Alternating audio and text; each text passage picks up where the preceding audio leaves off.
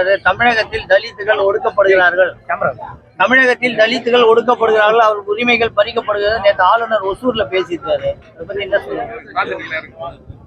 அவர் இப்போ அடிக்கடி இப்படிப்பட்ட கருத்துக்களை எல்லாம் பேசி வருகிறார். ஒரு கவர்னருக்குரிய அந்த மாண்பையும் மரியாதையும் இழந்துவிட்டு உச்சந்தியில் இருந்து சண்டை போடுவதை போல் ஆட்சியோடு சண்டை போட்டுக் கொண்டிருக்கிறார். அதனால் எங்களுக்கு ஒன்று நட்டமல்ல, அவருக்கு வேண்டுமானால் லாபம் அல்ல.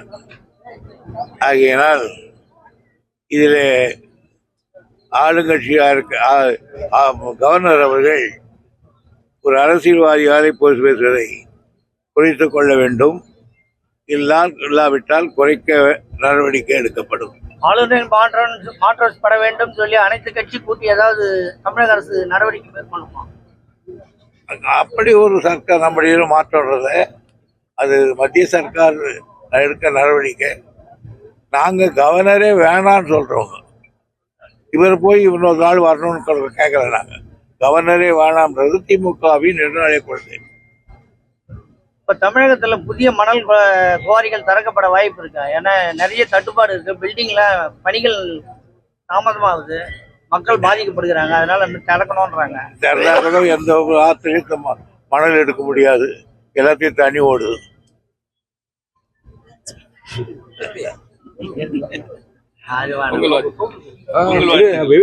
அண்ணாமலை சொன்னாரு, அவருக்கு உங்களுக்கு வயசாயிடுச்சு, அவரு ஓய்வு பெற்று இல்லாம எதுக்கு இதுல இருக்கணுமா அரசியல்ல அப்படின்னு சொல்லி அவர் கேட்கிறாரு. அதான் பதில் கேட்கிறாரு. அவருடைய நல்ல இடத்துக்கு நன்றி. பொதுவாக அவர் என்னை பற்றி எப்பவும் பேச மாட்டார். இப்பொழுது என்னமோ அன்னைக்கு பேசியிருக்கார். அதனால அதை பற்றி நான் பெருசா எடுத்துக்கிறேன். வேற என்ன, எப்படி இருந்தாலும் இந்த பொங்கல் விழாவுக்கு வந்திருக்கிறவங்க அனைவருக்கும் பொங்கல் விழாவின் சார்பில் நன்றி தெரிவித்துக் கொள்கிறேன்.